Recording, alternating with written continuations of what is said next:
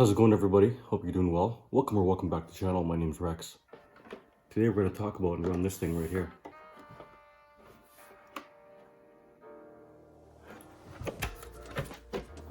It's a Tamiya Ford Escort on their mini chassis, the MF01X mini chassis, an all-wheel drive, smaller 1/10 scale chassis. Let's take a closer look. So as I mentioned earlier, this is the Ford Escort. It's the Mark II.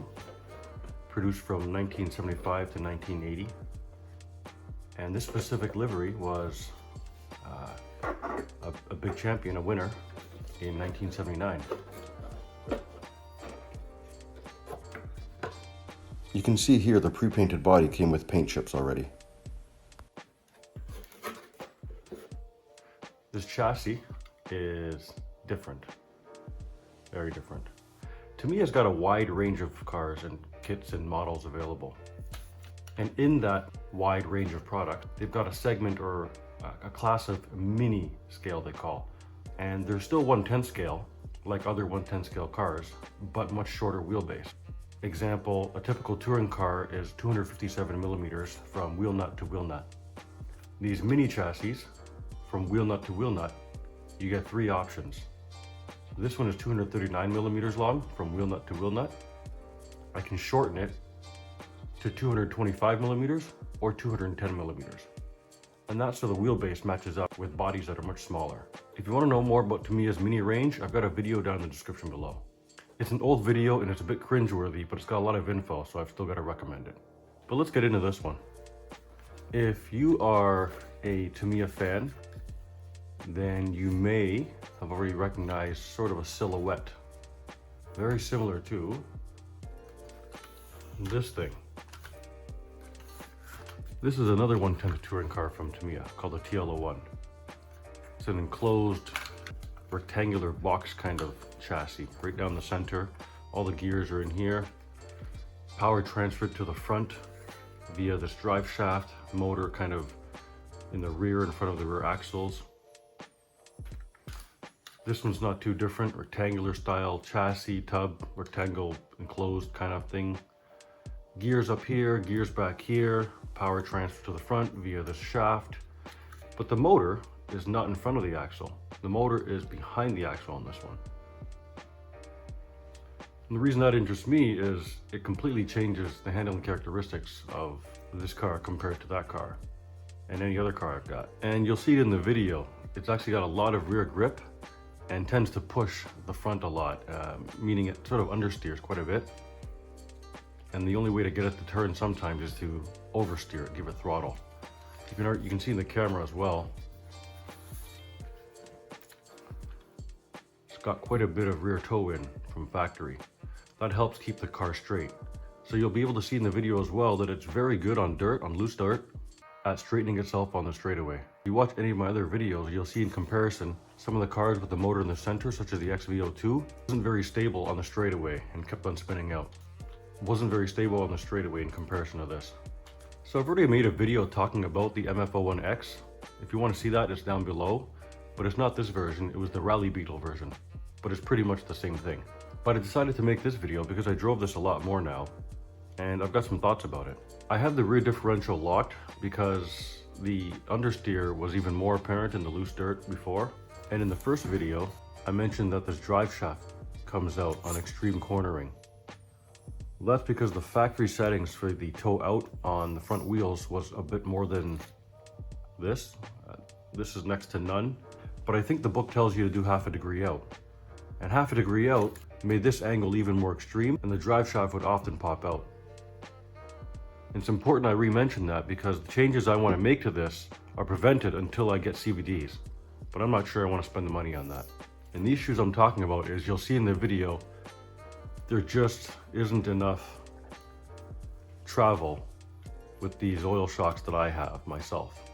So I'm going to make myself a custom shock tower to give it some better angle and more grip at the front. I wanted to lean these in more, but I can't because this is a ridiculous design. So if I can't take away some grip from the rear, I'm going to add some grip to the front. But with the custom shock tower, it's also going to increase the range of movement. So I can't really do that until I get CVDs. But the biggest change is going to be when I shorten this to medium wheelbase and put a Suzuki Jimny body on it, and then take the Escort body I've got and put it onto the MO6 that should be arriving, I don't know when. And I'm going to take the Alpina body that comes on the MO6, I'm going to put that on the MO8 and run that on-road. Otherwise, this thing is really fun. It's super stable on and off-road. It's a very heavy pig, so you don't have to worry about traction, as long as it's not bumping up and down off the ground like it usually does. It's very small, you just got to remember that. It's very small. In this longest wheelbase setting, it's still only 239 millimeters with 15 millimeters of ground clearance and barely any movement in the shocks. These aren't even as bad as the stock plastic friction shocks that it comes with. I wouldn't even call them friction shocks, stock plastic pogo shocks it comes with the hard springs. These are oil springs from a TL01 using these softish silver springs from Tamiya. And the travel's still only this much. So the back is way better, as you can see. The front is laughable for the setup I have now.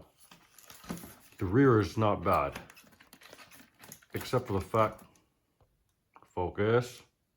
except for the fact that they're uneven. I don't know if you can see it. One side's lower than the other. This side's lower than this side. And that's because I mentioned in the last video too that the link here hits the drive shaft cover.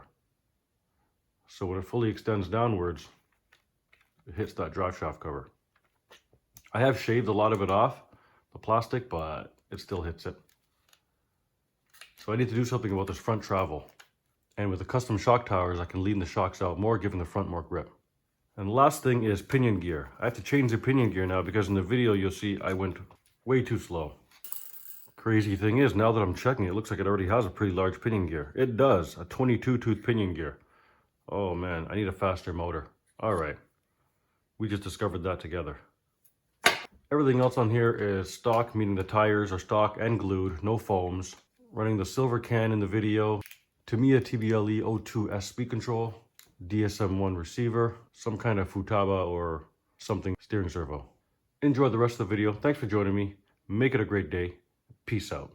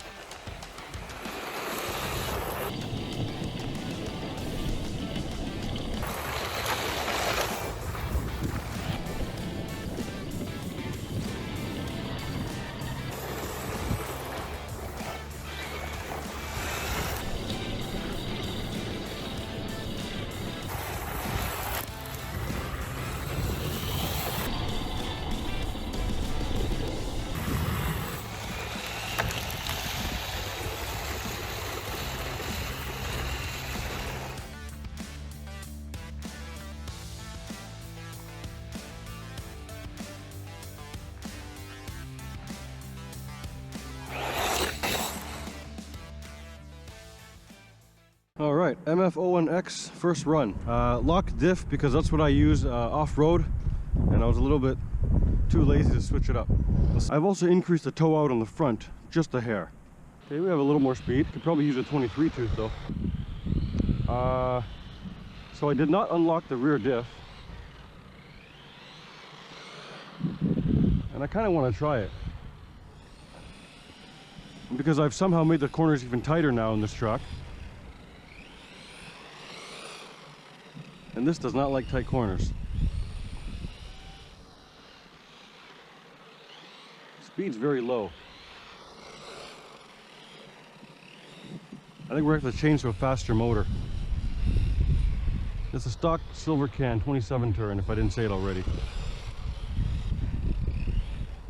I'm also giving it throttle in the wrong spots. Okay, let's try harder. I think we need some stiffer springs in the rear. Help it reach its grip limit sooner and help it rotate.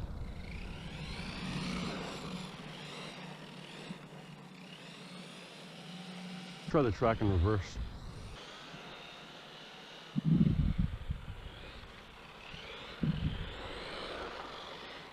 This is a blast.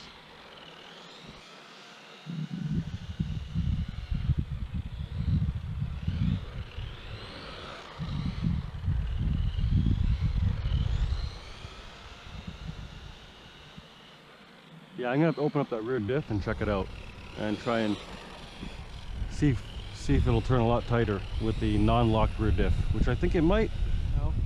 Blank empty slot, let's make a track. We kind of maybe have a track, I don't know. I would like some more pinion gear so I can spin the wheels with power, because throwing this around at this speed isn't that easy.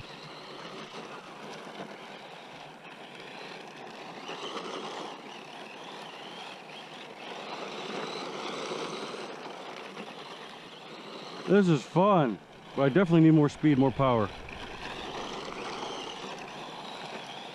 Very easily controllable with the throttle, with the accelerator.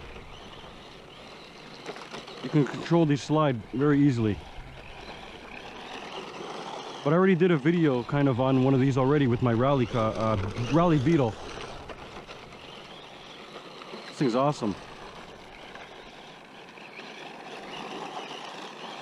Oh, I think the battery's dead. Oh yeah, battery's dead. I gotta stop playing with it before I kill it. And the battery wasn't fully charged, unfortunately, when I came out here. That was really fun. I hope you enjoyed watching me blast it around as much as I enjoy blasting it around and watching it myself. Now I'm gonna put together some video. MF01X rally chassis. What I would do next? Probably I'm gonna increase the pinion gear immediately and bring it back here, and then I'll figure out what else I want to do. For now, make it a great day. Thanks for joining me, and peace out.